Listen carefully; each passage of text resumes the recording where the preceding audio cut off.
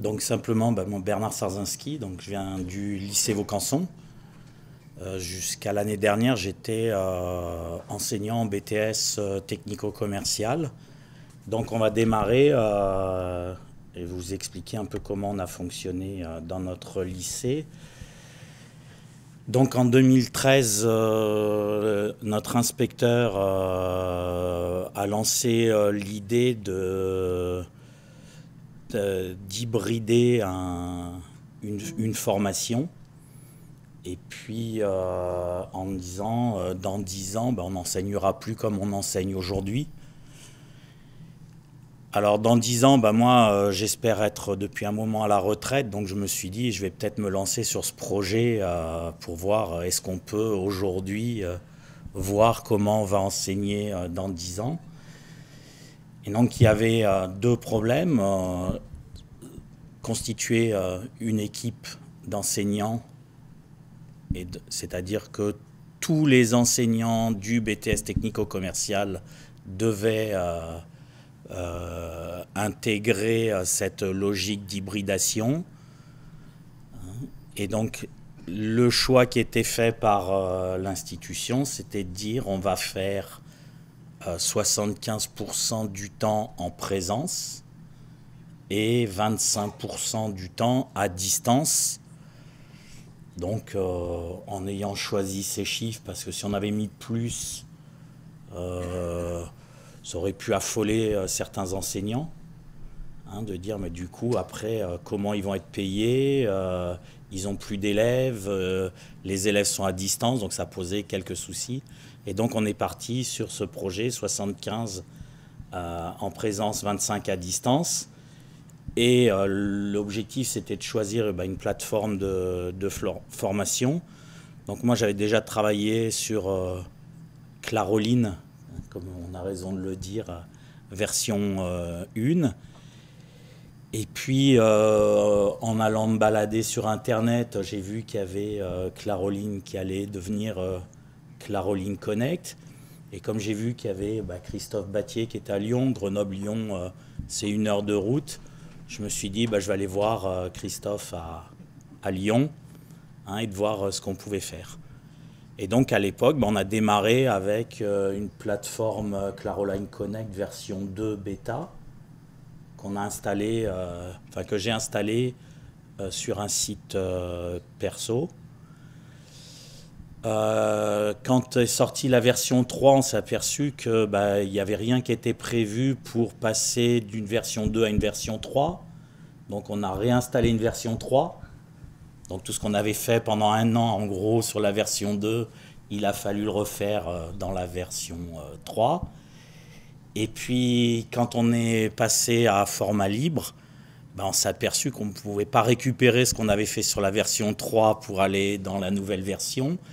Et donc, on est reparti à nouveau à zéro, en ayant évidemment des ressources qu'on a réimportées, mais on n'avait pas de mutation qui pouvait se faire directement. Donc, on a passé un petit peu de temps, mais à la sortie, on a notre projet qui a pu être mené à bien. Donc, les conditions, c'était, donc, comme je vous disais, de réunir une équipe d'enseignants. Donc, tous les enseignants. On est sur le BTS, on est 2, 4, 7, 9 enseignants donc, qui ont accepté de rentrer dans ce projet d'hybridation. Et donc tout le monde a mis toutes les ressources sur Claroline Connect et donc d'utiliser à peu près ces 75-25% à distance. Donc les profs qui ne savaient pas trop, ils se sont dit, à distance, je fais 3 cours en présence et le 4e, il est à distance, ce qui paraissait le plus facile. Et puis au fur et à mesure est venue la réflexion de se dire, quand est-ce que j'ai besoin d'être présent en tant qu'enseignant et quand est-ce qu'à la limite, j'ai pas besoin d'être présent, ou que l'élève n'a pas besoin d'être face à un enseignant. Et donc, au fur et à mesure, ça s'est mis en place comme ça. Il pouvait avoir 2 séances de suite à distance. Et puis après, pendant 5 séances, c'était en présence. Hein, ça a commencé à s'organiser. Le bilan sur les 2 années, c'est qu'on est arrivé en moyenne à ces 25%. Hein, donc il y a des enseignants qui étaient à 20%, d'autres qui étaient à 30%, d'autres qui étaient à 25%. Donc on est arrivé à peu près cette moyenne, hein, par rapport aux enseignements. Et puis les conditions, c'était de mettre en place un enseignement de compétences professionnelles, puisque les BTS ont été réécrits. Alors pour le nôtre, c'était en 2006 qu'est sortie la version. Et j'avais eu la chance de participer à l'écriture du référentiel de compétences. Donc j'étais dans le groupe de travail. On a travaillé 2 ans et demi à peu près pour sortir le référentiel. Hein, et donc de réfléchir autrement par rapport, avant on avait les savoirs, donc on appellera universitaires. Hein, on faisait de la compta, on faisait du management, on faisait des matières classiques. Hein, et là donc on a réorienté au niveau des compétences avec 4 grandes compétences, hein, négocier, fidéliser la clientèle, donc ce qui correspond en gros, et puis il y avait aussi manager une équipe, hein, des choses qui correspondaient à la réalité du terrain. Alors les outils que nous on utilise principalement dans Claroline Connect, alors le premier outil c'est l'agenda. Hein, l'étudiant rentre par l'agenda et normalement il doit voir tout ce qu'il a à faire. Alors le problème c'est qu'on a un agenda qui est un peu chargé actuellement et pas très lisible une fois que tout est dans l'agenda. On a les phases de dépôt des collecticiels qui apparaissent dans l'agenda, donc ça je pourrais après vous montrer. On utilise les parcours, alors en sachant qu'on a organisé les parcours avec les compétences du référentiel, hein, et puis on a les sous-compétences, et pour chaque étape, hein, on a le travail qui est à effectuer. Les collecticiels, donc, qu'on utilise maintenant quasiment systématiquement, et on n'utilise plus l'outil évaluation, hein, puisque là dans les collecticiels, on peut rajouter les commentaires au fur et à mesure, l'étudiant peut commenter les commentaires, donc c'est ce qu'on utilise, et puis on espère bientôt mettre en place la discussion en ligne avec ce qui est prévu. Donc on a passé une convention avec l'Université de Grenoble pour ce qui est les langues, hein, donc ce on vous a montré précédemment. On utilise, donc la prof d'anglais utilise les tests de positionnement et les parcours individualisés. Alors ces tests de positionnement permettent à l'étudiant de savoir quel est son niveau quand il arrive en BTS. Donc il faut savoir qu'en BTS, on a de plus en plus d'élèves qui viennent de bac professionnel avec un niveau qui est en anglais, enfin ceux que vous voyez passer à l'université, vous devez voir un peu ce que ça donne, donc un niveau très faible d'anglais. Le fait d'avoir fait des tests de positionnement et après de s'inscrire à des parcours individualisés, ça permettra certainement d'augmenter leur niveau en anglais, parce qu'ils doivent avoir, je ne sais plus quel niveau à la fin, normalement quand ils arrivent au bac, et puis à la fin du BTS, mais on en est bien loin. Donc cette convention, ça fait 2 ans qu'on l'a en place, et on essaie de mettre en place le service tutoré qui va avec. Alors dans le lycée, on est parti au départ de Claroline Connect, c'était pour le BTS technico-commercial. On a l'enseignant qui est en UPE2A, donc c'est l'accueil de public, les primo-arrivants, ce qu'on appelait avant les primo-arrivants. Et donc il utilise Claroline Connect pour mettre en place ces parcours. On a une expérimentation qui est faite avec les sections sport, judo et rugby, hein, donc pour leur permettre d'aller à l'entraînement plus tôt dans l'après-midi et de pouvoir faire le travail quand ils sont le soir, parce que la plupart sont internes, hein, de faire le travail à l'internat de maths, de physique qui leur est demandé. Donc cette expérimentation, là pour le moment que sur la classe de seconde, hein, on n'a pas encore mis en place pour les autres classes. Et puis on va faire les formations. Alors les freins au développement de ces outils, bah, c'est il faut arriver à constituer des équipes d'enseignants. On s'aperçoit que si un prof isolé dans une classe veut utiliser Claroline Connect, ben, il ne va pas y arriver. Parce que pour un élève, c'est compliqué à rentrer dans cette logique nouvelle. L'élève, par principe, il n'a pas trop envie d'y rentrer, surtout s'il vient de Bac Pro. On ne lui a pas habitué globalement à travailler.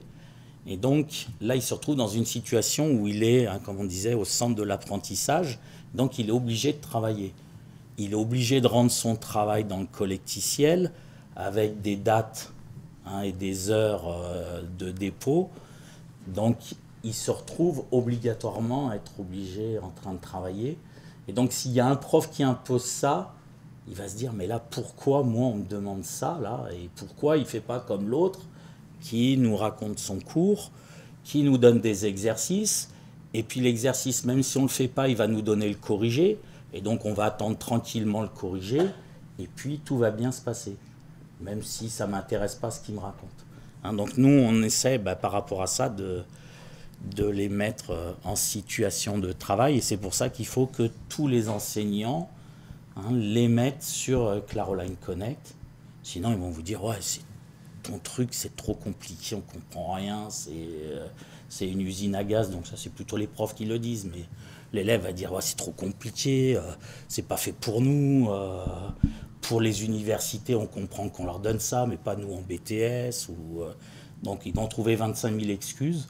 Alors que quand il y a une équipe, même en seconde, on le voit, quand tous les profs le font, ben, ça rentre.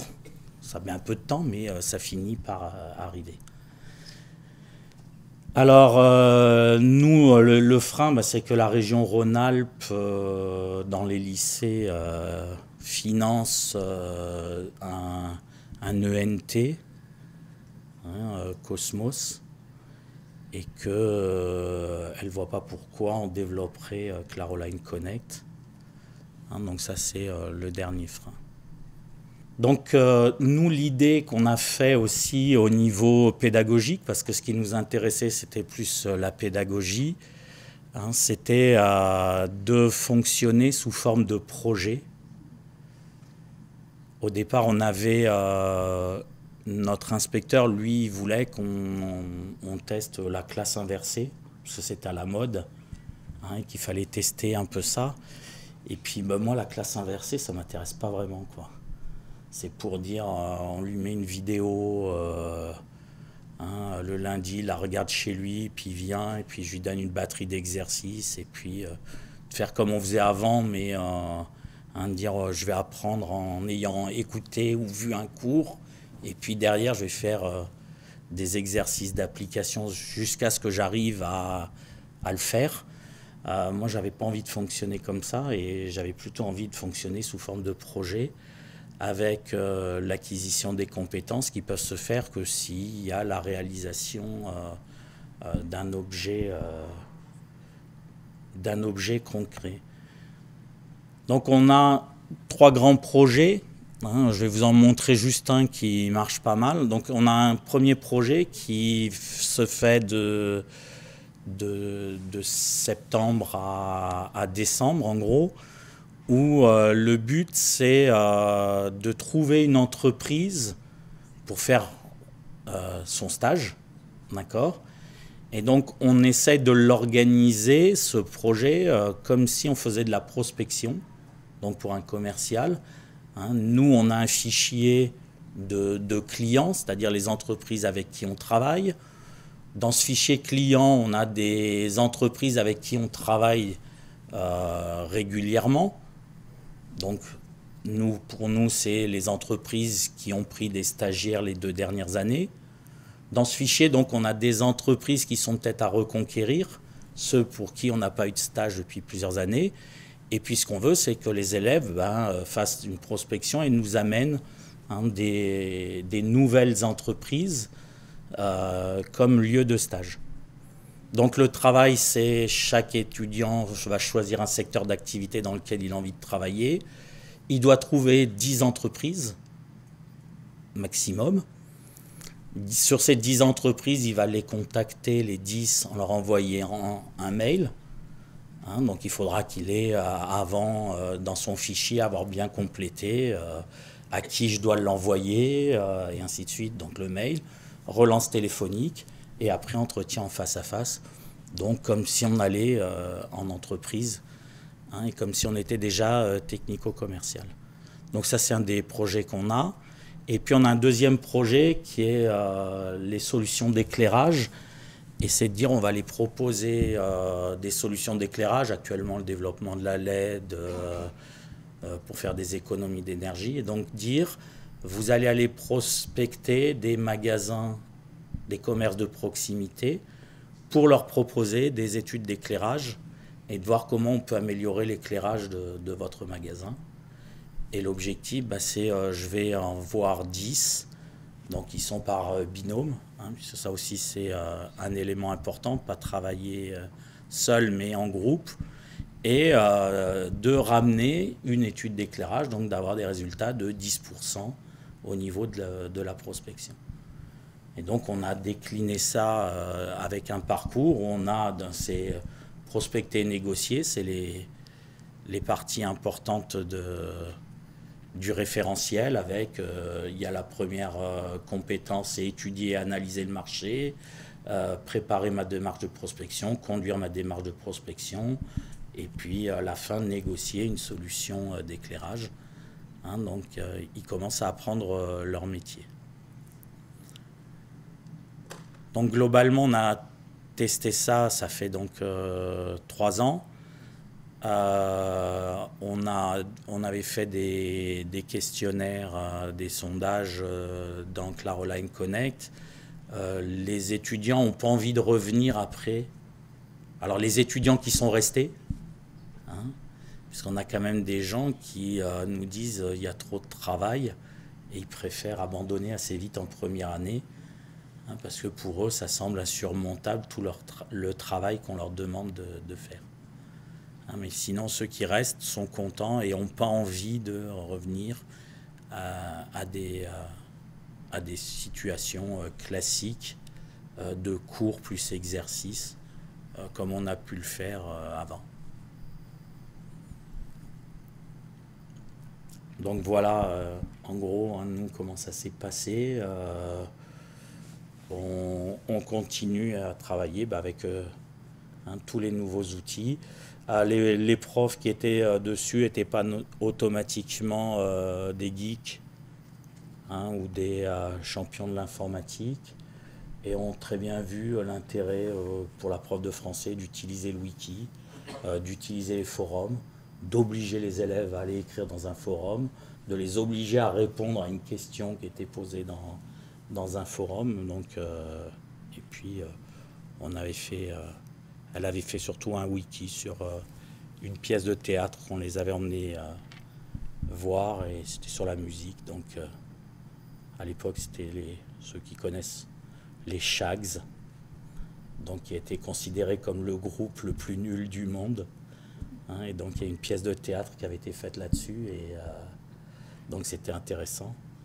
Alors c'était considéré comme le groupe le plus nul du monde, mais Frank Zappa disait que c'était meilleur que les Beatles. Donc on ne sait pas jusqu'où allait son humour à Frank Zappa pour dire que c'était meilleur que les Beatles. Mais voilà,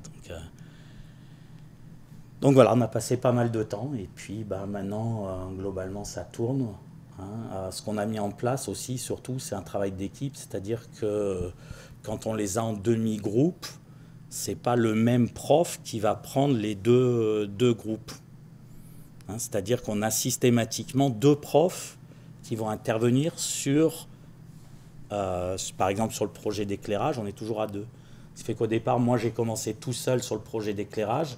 Là, je suis plus en BTS technico-commercial. Il y a une collègue qui l'année dernière, avait travaillé avec moi. Et donc maintenant, il y a une nouvelle collègue qui est arrivée, qui travaille avec l'ancienne collègue, ce qui fait que les projets peuvent continuer et continuer à évoluer en fonction de la sensibilité de chacun. Hein, donc c'est, je crois, une des conditions pour que ça marche bien. Voilà.